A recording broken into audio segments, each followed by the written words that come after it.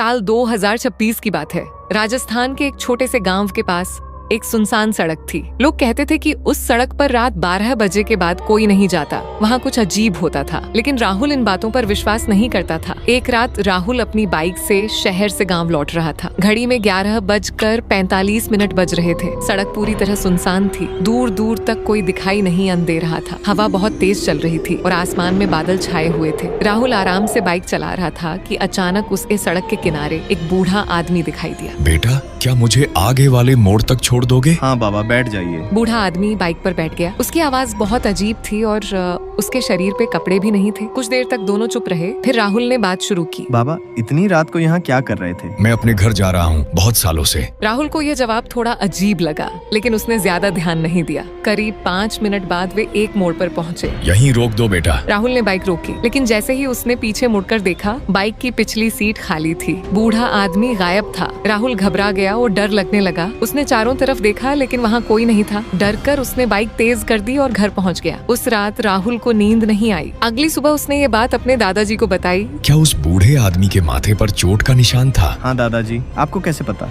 20 साल पहले उसी सड़क पर एक बूढ़े आदमी का एक्सीडेंट हुआ था। वह अपने घर लौट रहा था। उसकी वही मौत हो गई थी। राहुल का चेहरा पीला पड़ गया, लेकिन कहानी यही खत्म नहीं हुई। उस रात राहुल के मोबाइल पर एक अनजान नंबर से कॉल आया। हेलो। धन्यवाद बेटा, मुझे घर तक पहुंचाने के लिए। इसके बाद कॉल कट गई। राहुल ने वापस कॉल किया, लेकिन नंबर मौजूद ही नहीं था। उसके मोबाइल की स्क्रीन अचानक बंद हो गई। कमरे का तापमान बहुत ठंडा हो गया और तभी उसे अपने कमरे के दरवाजे पर किसी के कदमों की आवाज सुनाई दी। थक थक।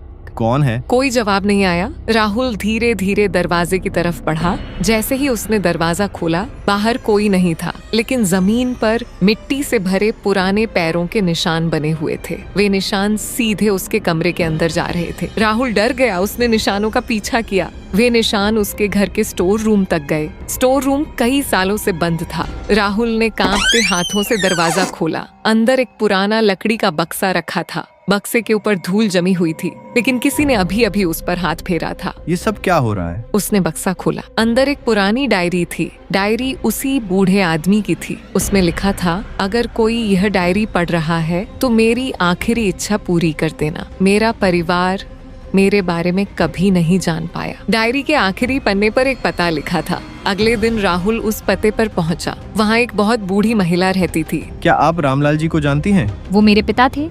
20 साल पहले गायब हो गए थे। राहुल ने डायरी उन्हें दे दी। महिला रोने लगी। अब मुझे पता चला कि उनके साथ क्या हुआ था। उसी रात राहुल को फिर एक कॉल आया। वही आवाज थी। अब मैं शांति से जा सकता हूँ। धन्यवाद बेटा। इस बार कॉल कटने के बाद मोबाइल की स्क्रीन पर एक मैसेज दिखाई दिया। आखिरी यात्री अब अपने घर पहुंच चुका है। इसके बाद वह नंबर हमेशा के लिए गायब हो गया और राहुल को फिर कभी उस सड़क पर कोई अजीब चीज दिखाई नहीं दी। लेकिन आज भी गांव के लोग कहते हैं, अगर आधी रात को उस सड़क से गुजरोगे तो कभी कभी एक बूढ़ा आदमी लिफ्ट मांगता हुआ दिखाई देता है और जो उसे उसके घर तक पहुंचा देता है, उसे रात में एक रहस्यमयी फोन कॉल जरूर आती है।